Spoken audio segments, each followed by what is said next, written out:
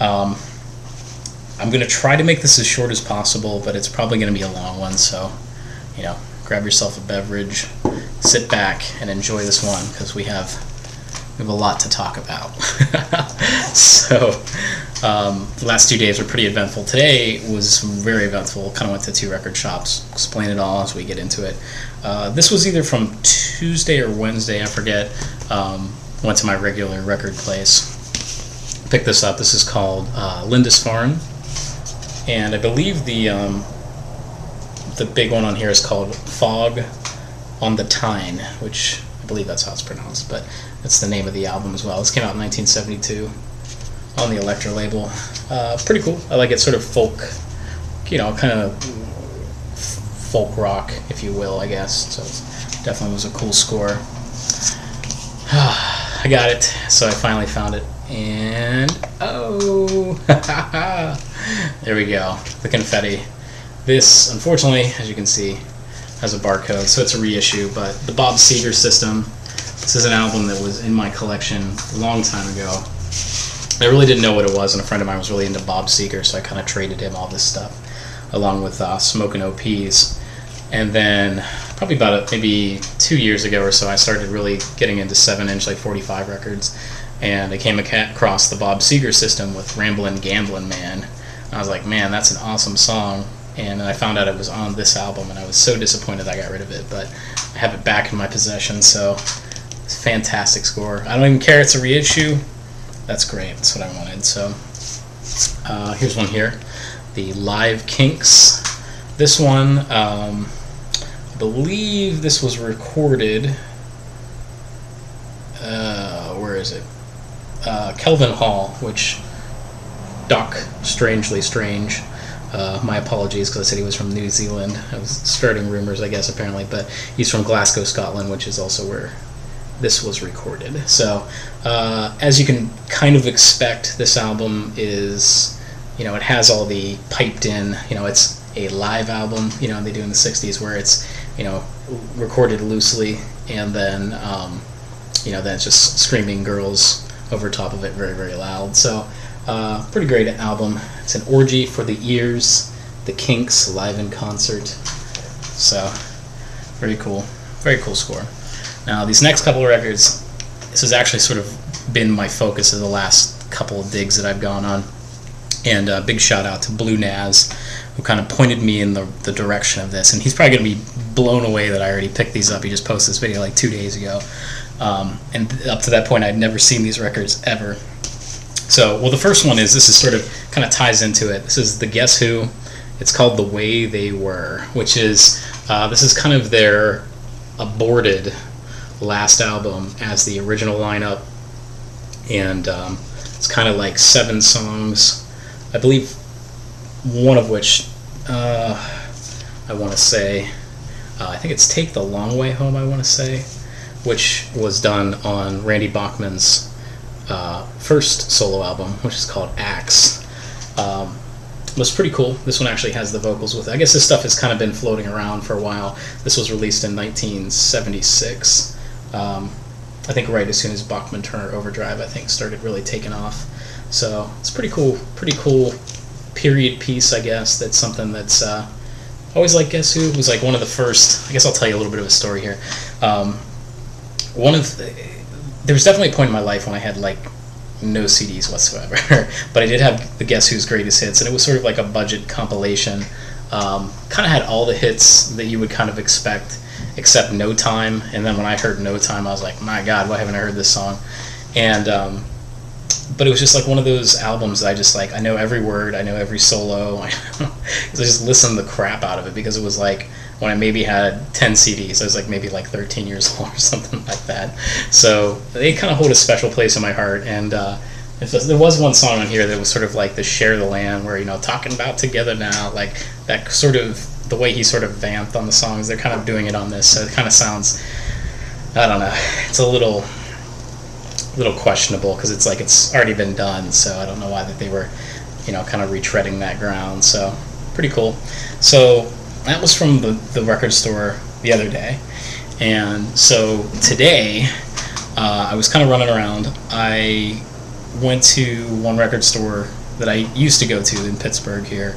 They're actually kind of like really, not necessarily like remodeling, but there was a flood where they were, and they kind of have been rebuilding since that.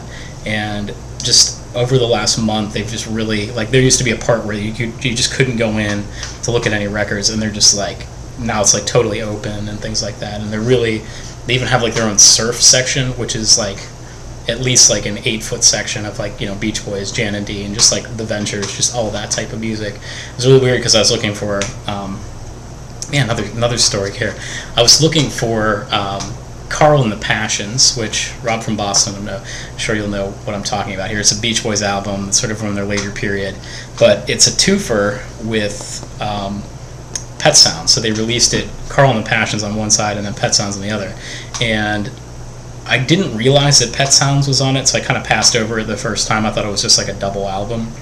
And one of the record stores that I went to, I've been thinking about this since I realized that album was what it was. So I've been like, thinking about, I need to go to this record store, I need to go to this record store, I need to go to the record store. It's not this one I'm talking about now, but the one, you'll see in a moment.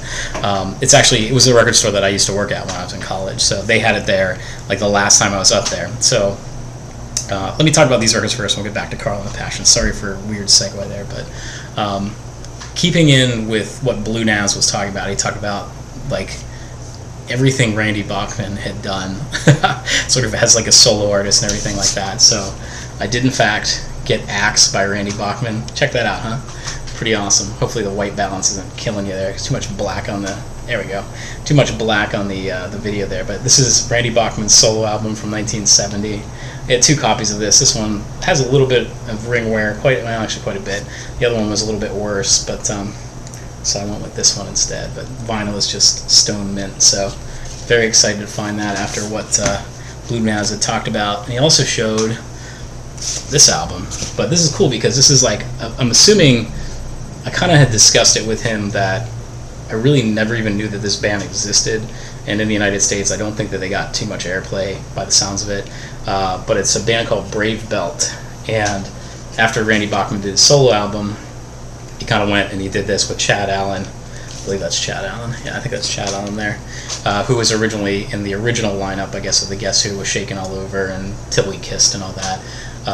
This is a different one than what he showed. I think this is Brave Belt 2, and I think the one that he had, it looked like sort of like a wallet thing, but there's a sticker, this album was previously released as Brave Belt 2, so this one is a promotional copy.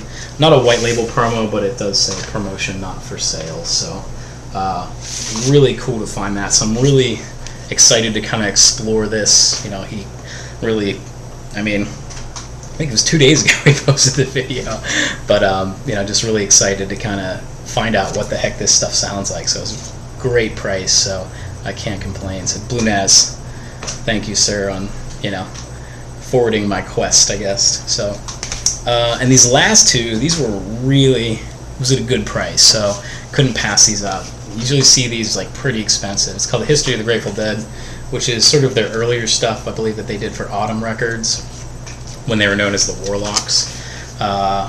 This one has the Lindy, which was sort of kind of like a, I'm trying to describe it, sort of like a vaudeville kind of thing. It's the Lindy, the Overseas Stomp, which is sort of, I think it's about Charles Lindbergh, and just really some extended jams here in the midnight hour, which is like 18 minutes long. So this was 4, and then I got this one.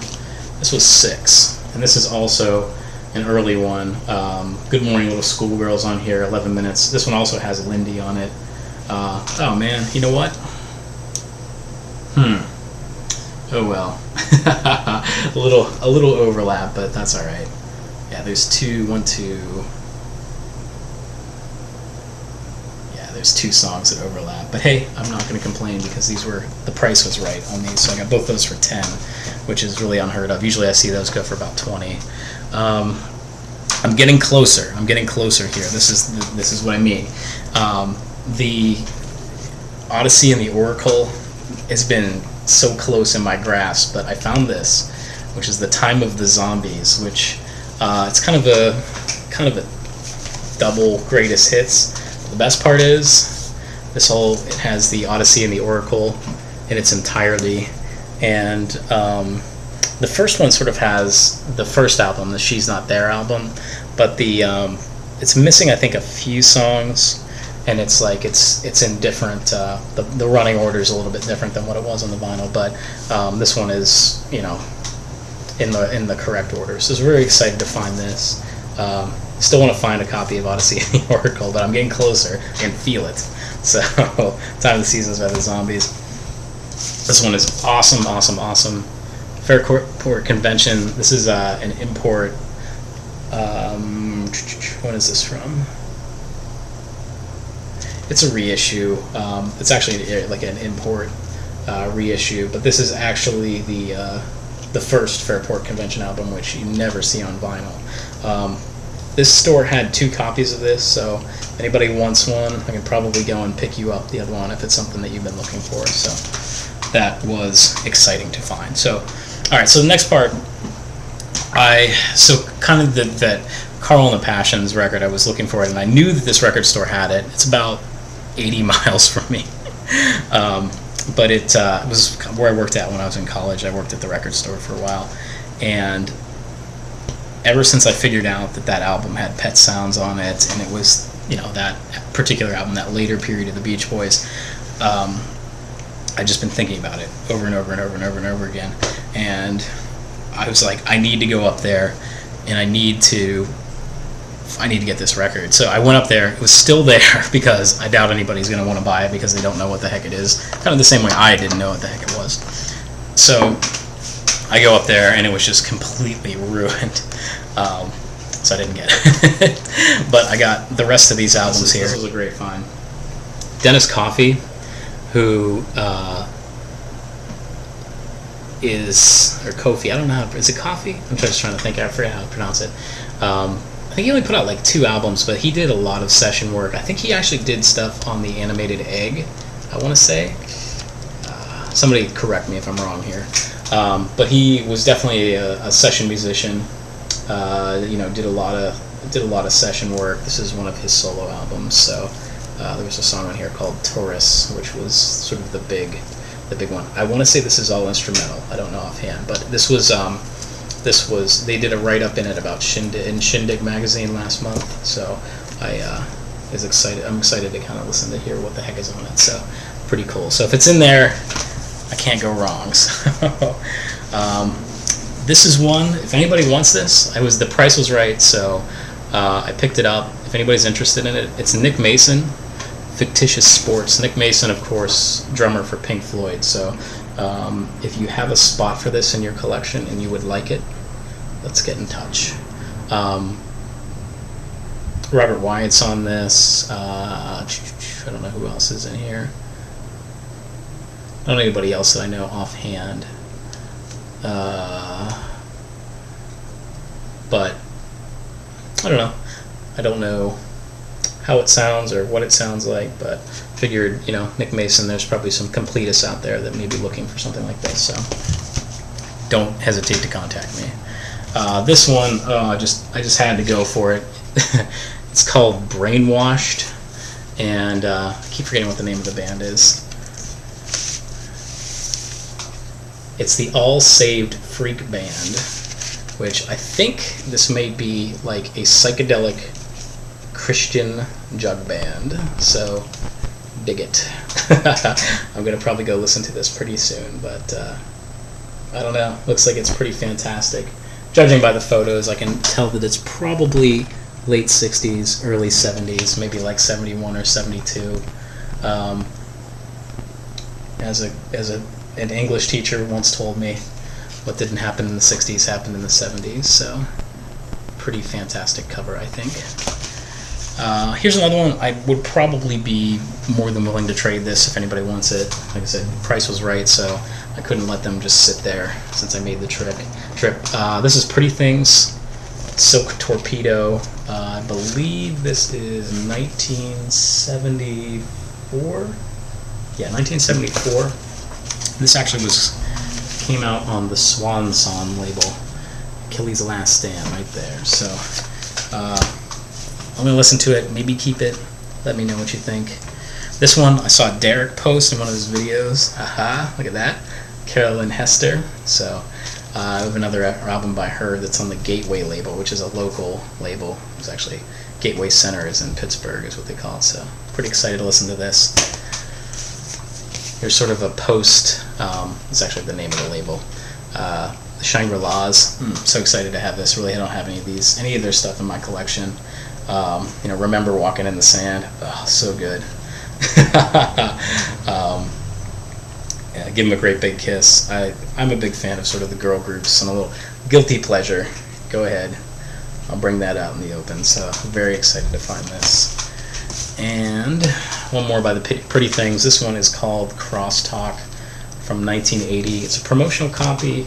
I don't think it has any type of, other than the gold promotional stamp here on the back, I don't think the LP is, yeah, there's not really anything on there that denotes that it's a promotional thing. So Pretty Things fans, anybody that's interested in it, let's talk.